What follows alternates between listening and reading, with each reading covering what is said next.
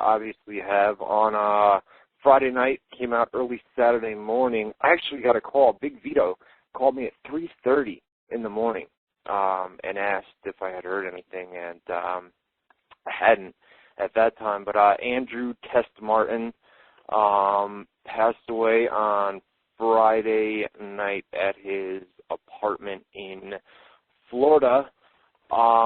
More details have come out about his passing on Friday night. Basically, a neighbor who lives nearby obviously was, she walked by and she could see through a window that, he wasn't moving, and she came back out to check on him a couple hours later, and he was still not moving, so she got worried and called either a help hotline or the police, and one of the two came, and they forced entry, and they found him dead on a sofa. And that's about all we know. They did find, it came out last night, the Tampa Tribune reported that they did find steroids and painkillers. Their report said that it was prescription painkillers and steroids. We'll have to wait until we get some more information on that to know exactly what it was or if it was prescribed to him. But it's terrible news, and the only other thing that came out about it is it appeared that he had been eating, that he had pizza and soda, and in the middle of eating, just passed away, and no one was around to help or get him to a hospital at that time. So that's basically all we know as of right now. I don't want to speculate on any cause of death, but I think a guy that's just on his sofa eating pizza and drinking soda, it sounds like a heart failure, but I don't want to speculate on anything. Like, it seems like he was fine one minute, and the next minute, maybe some sort of failure, and that was it, you know what I mean? And we'll have to wait for a full toxicology report to come back here. It should be here in the next week or two. But Jose, have you heard anything else about it, and your thoughts, man? It's sad. I know when I received an email this past weekend, early morning Saturday, notating about the unfortunate event to Test, who actually legally changed his name. His name was Andrew Test Martin. But it was heartfelt, seeing his career first bloom, showing up, being trained by Terry Funk, and just going through the whole entire angles from the Booker T angles and becoming Intercontinental Champion, European, hardcore. He made an impact in the wrestling industry, specifically, of course, the WWE. And when you see this at a 33-year-old wrestler passing away, it's sad. It's really sad. Young age, 33 years old, you're like, wow, man. You really kind of start thinking and start refocusing your attention to your own personal life. But it's a loss. It's a big loss in the wrestling community. He would have been 34 today. Wow. So it's absolute. To have him pass away like that just days before his 34th birthday is it's just today would have been number 34 for him, and it's just it's really sad to see somebody die at that young age, and Tex was a guy. When he was with TNA, they got rid of him. And we had put this on the website that part of the reason that they had got rid of him was due to, in part, his physique. You know what I mean? And people were worried about him. WWE, he made a short run in ECW, and then he went over to TNA, made a short run there. But, you look at, you do a Google search for any picture of Test, and you look at that physique, and, he was a beast. You know what I mean? I don't want to speculate on anything. I want to wait for the toxicology reports to come out. But it just seems so odd to me that a guy is sitting there watching TV on his sofa, eating pizza, drinking soda, and all of a sudden, bam. Something just happened. Yeah, it's something that has been possibly brewing in his body, possibly with his past histories, And let's talk about the past history. You just brought up the past histories. I mean, talk about that, because Jim Ross had a blog the other day about rehab. Did you read that blog? Briefly, yep.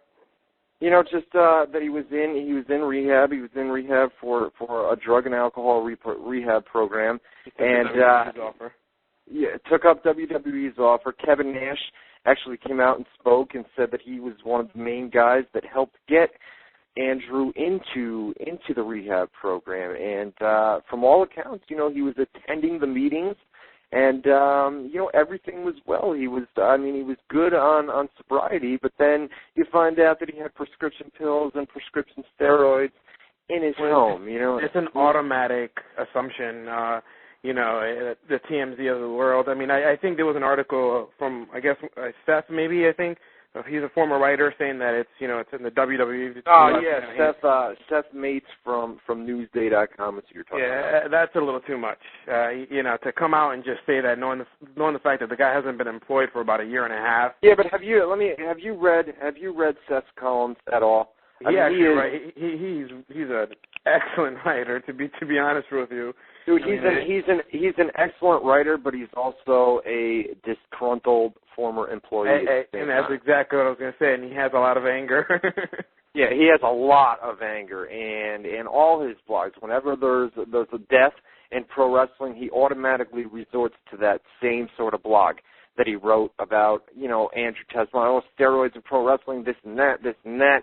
And in reality, I'm not saying that steroids in pro wrestling are completely eliminated, but I will tell you right now that it is a lot different than what it was in the 80s or early 90s. I mean, right now there is some serious testing that goes on. I'm not saying that everybody, especially when it comes to the independent scenes, is steroid free. I'm not saying that, but I'm saying it's a lot. I mean, you agree with that, right? It's a lot more clean now than in what it was in the 80s and early 90s. Oh, absolutely. I mean, with all the health-related issues, and there's not only that of, doing them, but you're injury-prone. I mean, there's a lot more chances that you're going to injure yourself because there's certain mechanics in your body that may not perform completely, how it's supposed to.